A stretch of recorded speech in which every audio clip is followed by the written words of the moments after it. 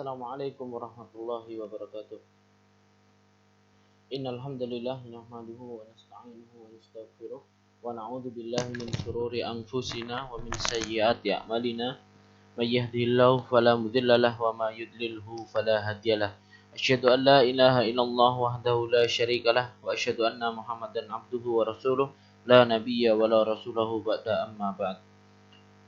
Puji syukur kehadirat Allah Subhanahu wa taala yang senantiasa memberikan nikmat karunia-Nya, nikmat sehat, nikmat sempat, sehingga tak pantas bagi seorang hamba untuk tidak mensyukuri nikmat tersebut.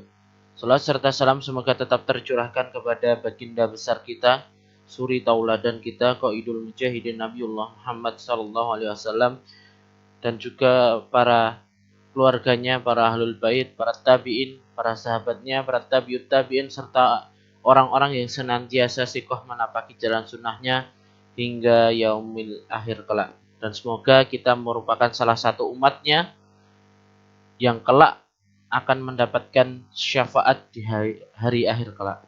Amin. Teman-teman semuanya, perkenalkan kami di sini dari kelompok 5 akan mempresentasikan salah satu dari tugas mata kuliah akidah, yakni pengertian ruang lingkup dan sendi-sendi akidah Islam. Di sini kami beranggotakan oleh 1 Muhammad Soleh Ginanjar, 2 Muhammad Ilyas Alif, sama Nur Rahman Dian Pamungkas. Langsung saja kita mulai dengan bacaan basmalah bersama-sama. Bismillahirrahmanirrahim. Ya, teman-teman semuanya, pertama kita akan membahas tentang pengertian akidah.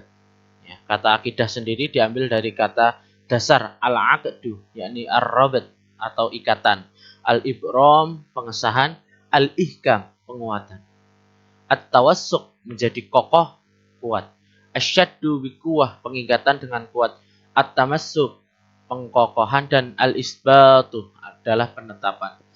Di antaranya juga ada yang mempunyai arti, ya, al-yakin keyakinan, al-jasmu dan penetapan, al-aqdu atau ikatan merupakan lawan kata dari al-hallu penguraian ataupun pelepasan. Dan kata tersebut diambil dari kata kerja al-aqadahu, yaqiduhu mengikatnya, aqdan ikatan sumpah, dan uqdatun nikah ikatan menikah. Allah Subhanahu wa taala berfirman, Allah tidak menghukum kamu disebabkan sumpah-sumpahmu yang tidak dimaksud atau untuk bersumpah, tetapi Dia menghukum kamu disebabkan sumpah-sumpah yang kamu sengaja. Surah Al-Maidah ayat 89. Pengertian akidah ada beberapa, ya. Yang pertama secara terminologi.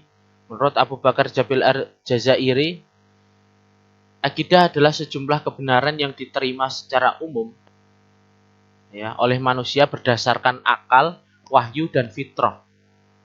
Kebenaran itu dipatrikan oleh manusia di dalam hati serta keyakinan, serta diyakini kesolehan dan keberadaannya secara pasti, dan ditolak segala sesuatu yang bertentangan dengan kebenaran itu atau akidah itu.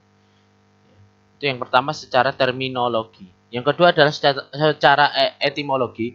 Akidah berasal dari kata akidi yang berarti pengingatan. Akidah adalah apa yang diyakini oleh seseorang, ya. Dan akidah merupakan perbuatan hati, yaitu kepercayaan dalam hati dan pembenaran terhadap sesuatu.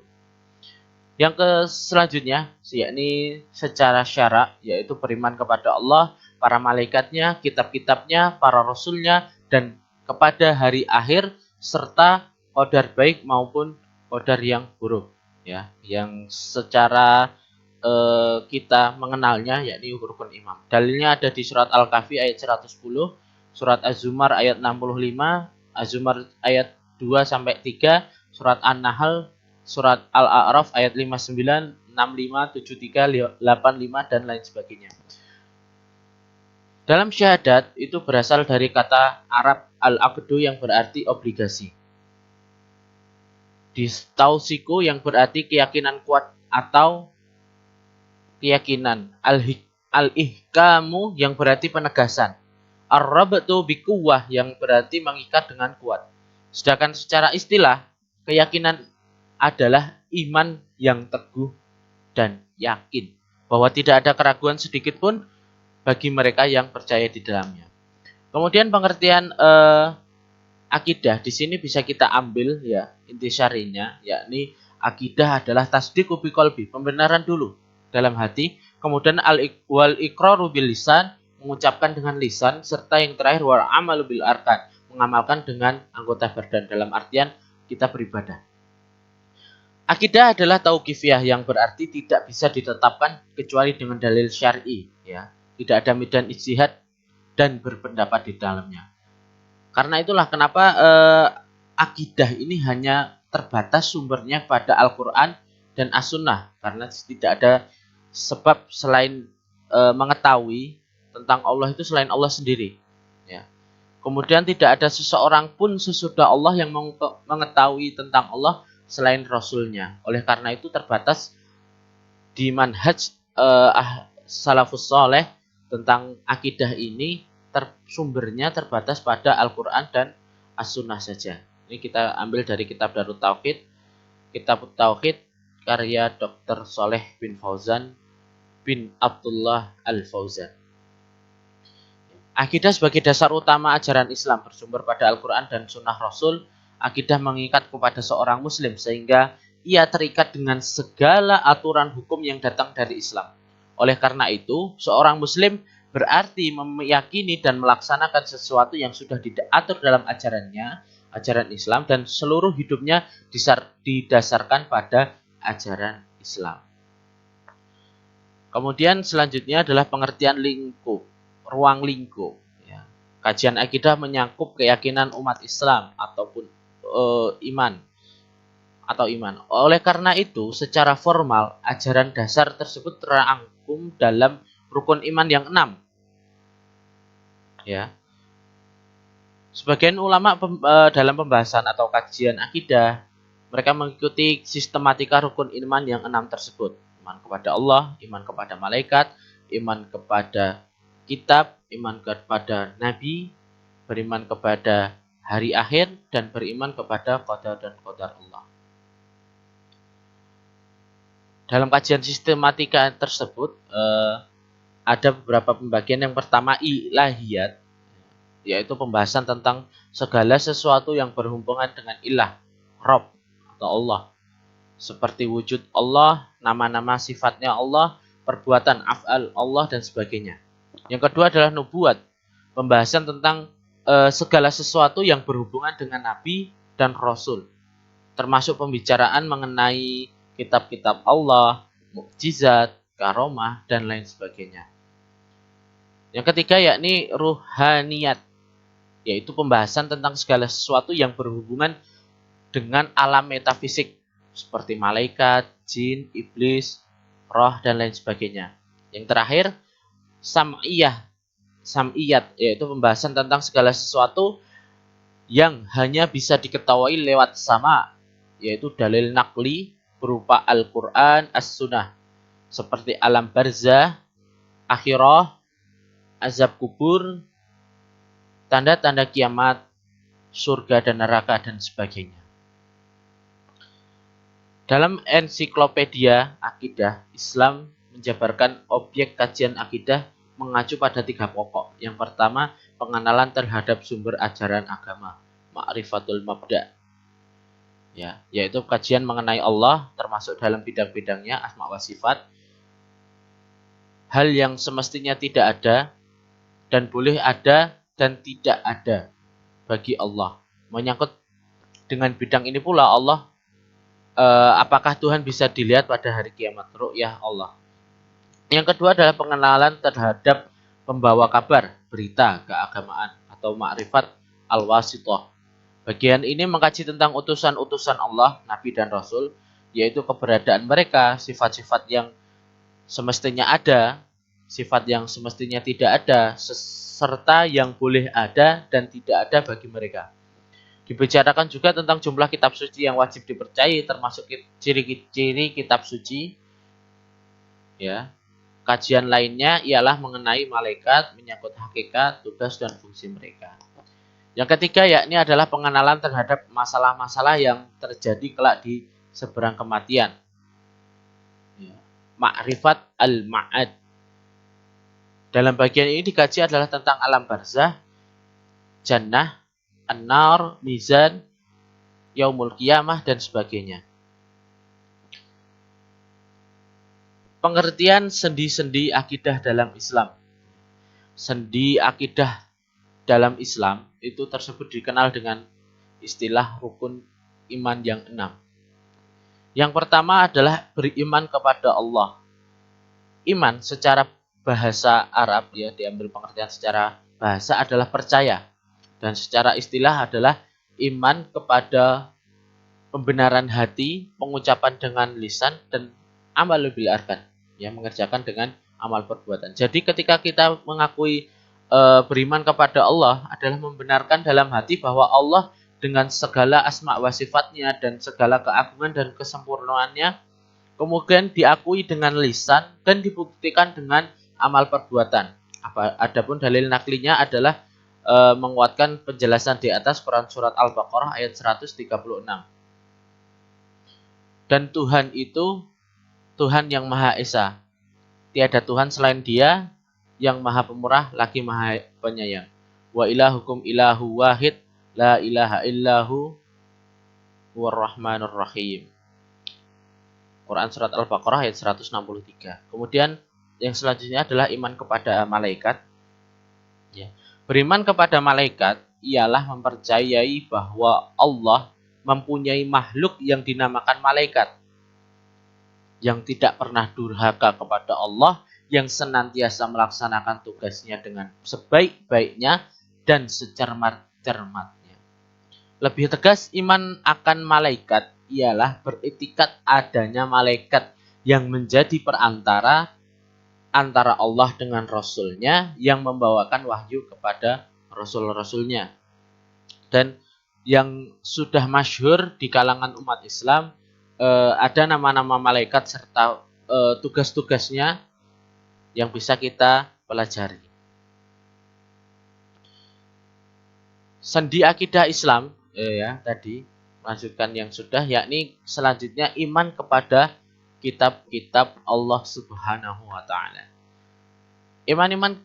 Beriman kepada kitab-kitab Allah Subhanahu wa taala adalah mempercayai dan meyakini dengan sepenuh hati bahwa Allah Subhanahu wa taala telah menurunkan kitab-kitabnya kepada para nabi dan rasul yang berisi wahyu Allah untuk disampaikan kepada seluruh umat manusia.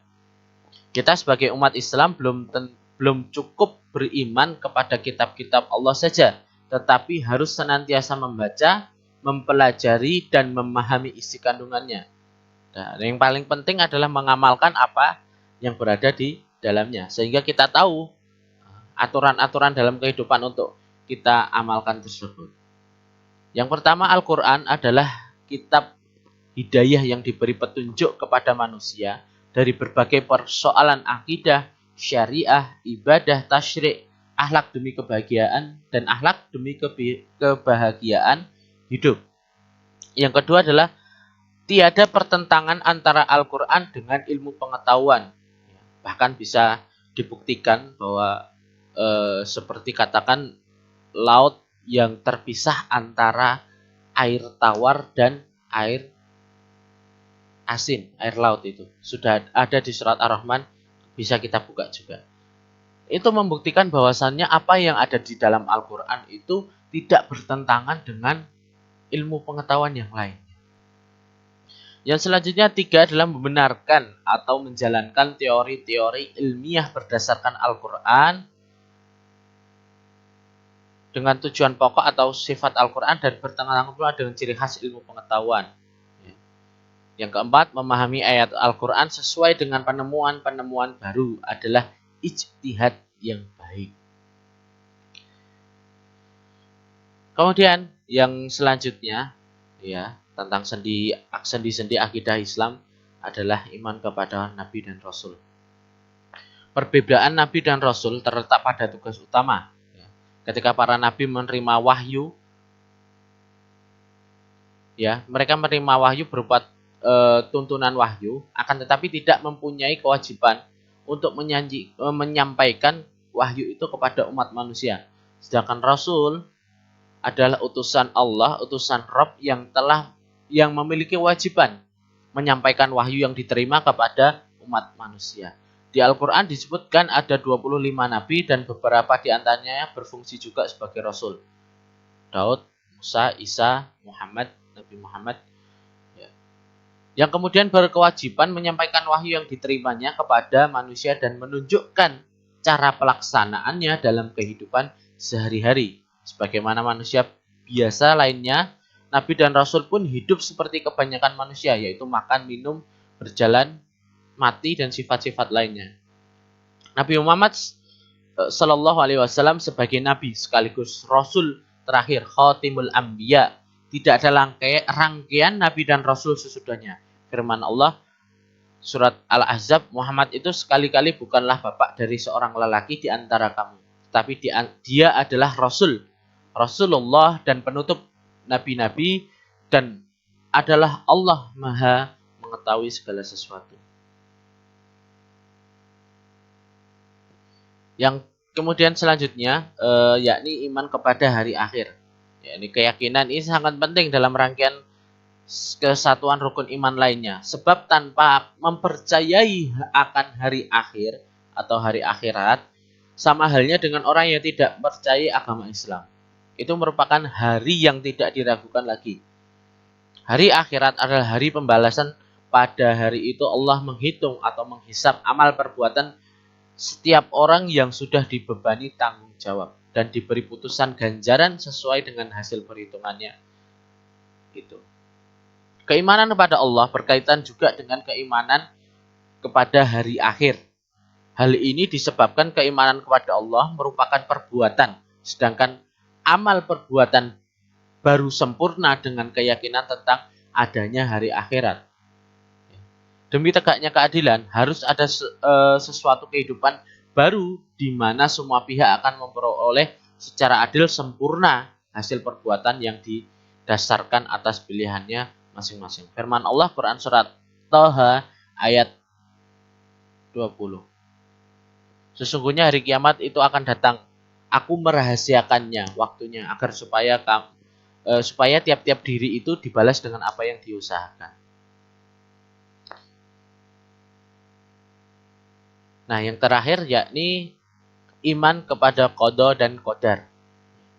Iman kepada qada dan qadar berarti percaya dan yakin sepenuh hati bahwa Allah Subhanahu wa taala mempunyai kehendak, ketetapan dan keputusan atas semua makhluknya, termasuk segala sesuatu yang meliputi semua kejadian menimpa makhluk. Baik itu berupa hal baik, hal buruk, hidup, mati, kemunculan, kemusnahan dan lain sebagainya. Takdir itu terbagi menjadi dua. Pertama, takdir mu'allaq, ya, yaitu takdir yang masih digantung pada usaha dan ikhtiar manusia. Ya. Contoh, seorang ingin kaya, ingin pintar, berarti ia harus mempunyai proses usaha untuk menyampaikan tujuan yang diinginkannya. Yang kedua yakni takdir mubrom, yaitu takdir yang sudah tidak bisa diubah manusia apapun ikhtiar dan tawakal. Contohnya adalah kematian. Dan semua itu merupakan bukti kebesaran Allah Subhanahu wa taala, segala sesuatu yang telah ditetapkan oleh Allah. Ya, jadi teman-teman semuanya, kesimpulannya adalah akidah. Kesimpulan dari akidah adalah keimanan yang teguh dan bersifat pasti kepada Allah dengan segala pelaksanaan kewajibannya, bertauhid dan taat kepadanya, beriman kepada malaikat-malaikatnya, beriman kepada rasul-rasulnya, kitab-kitabnya, dan hari akhir, takdir baik dan takdir buruk. Serta mengimani seluruh apa yang telah sahih tentang prinsip agama. Syariat adalah apa yang disyariatkan Allah terhadap semua hamba-hambanya berupa sunnah ataupun peraturan-peraturan dan hukum untuk dilaksanakan dan diamalkan sebagai perwujudan manifestasi dan konsekuensi dari akidah yang dianut. yaitu akidah Islam. Akhlak secara etimologi berasal dari kata khuluq, ya artinya jamak. Akhlak yang berarti budi pekerti, perangai tingkah laku. Kata akhlak berakar dari kata khalaqa yang berarti menciptakan, pencipta, makhluk yang diciptakan, dan khalaq, penciptaan. Ya mungkin itu sedikit presentasi dari kami kelompok 5 dalam ada sebuah perkataan, ya, tiada gading yang tak retak, itu menandakan pasti sangat banyak kekurangan dari presentasi kami ini, dan dengan itu kami meminta maaf apabila ada banyak salah dari kami kelompok 5. Saran dan kritik sangat kami perlukan demi perbaikan kita ke depannya. Jazakumullah khairan kasiron.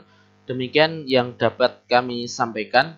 Akhirul kalam, assalamualaikum warahmatullahi wabarakatuh.